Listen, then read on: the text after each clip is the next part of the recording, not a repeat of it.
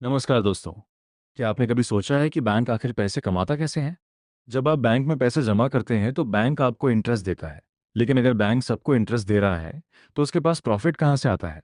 क्या बैंक सिर्फ हमारे पैसे संभाल कर कमाई करता है या इसके पीछे कोई बड़ा बिजनेस मॉडल छुपा है?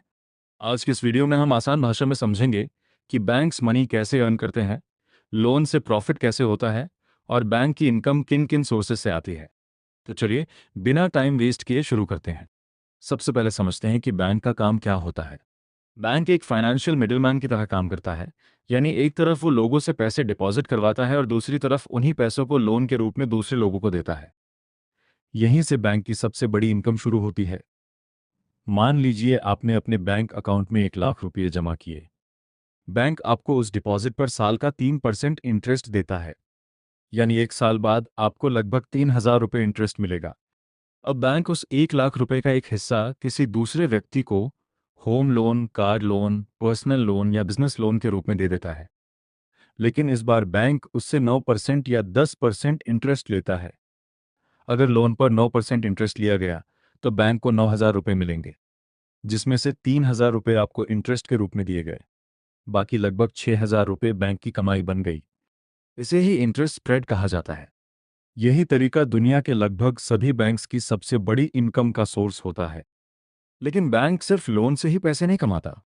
बैंक की इनकम के और भी कई सोर्सेज होते हैं, जैसे account opening charges, ATM charges, debit card fees, credit card fees, SMS charges, locker charges और फंड ट्रांसफ़र फीस। अगर आपने कभी मिनिमम बैलेंस मेंटेन नहीं किया होगा तो शायद आपने पेनल्टी भी पे की होगी।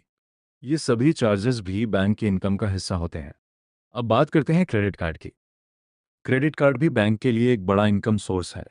अगर कोई व्यक्ति समय पर क्रेडिट कार्ड बिल नहीं भरता तो बैंक उससे इंटरेस्ट और लेट पेमेंट चार्जेस लेता है।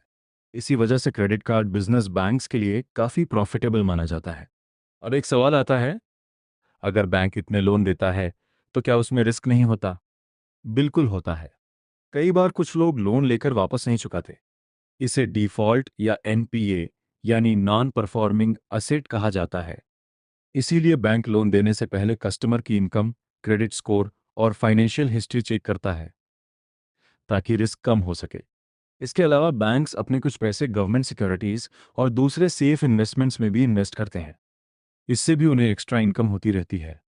यानी बैंक सिर्फ एक जगह से नहीं, बल्कि कई अलग अलग तरीकों से पैसे कमाता है। अब अगर आसान भाषा में समझें, बैंक लोगों से कम इंटरेस्ट रेट पर पैसे लेता है और उन्हीं पैसों को ज़्यादा इंटरेस्ट रेट पर लोन देकर प्रॉफिट कमाता है। साथ ही फीस, चार्जेस, क्रेडिट कार्ड्स और इन्वेस्टमेंट से भी उसकी इनकम होती है। यही पूरा बिजनेस मॉडल है जिसकी वजह से बैंक्स हर साल करोड़ों और अरबों रुपए का प्रॉफिट कमाते हैं। दोस्तों, अब आपको समझ आ गया होगा कि बैंक आखिर मनी कैसे अर्न करता है। अगली बार जब आप बैंक में पैसे डिपॉजिट करेंगे या लोन लेंगे तो आपको पता होगा कि बैंक की कमाई कहाँ से होती है। अगर आपको यह वीडियो पसंद आई हो तो वीडियो को लाइक करें, चैनल को सब्सक्राइब करें और ऐसी ही आसान फाइनेंस और मनी मैनेजमेंट वीडियोस के लिए जुड़े रहें। Thanks for watching. See you in the next video.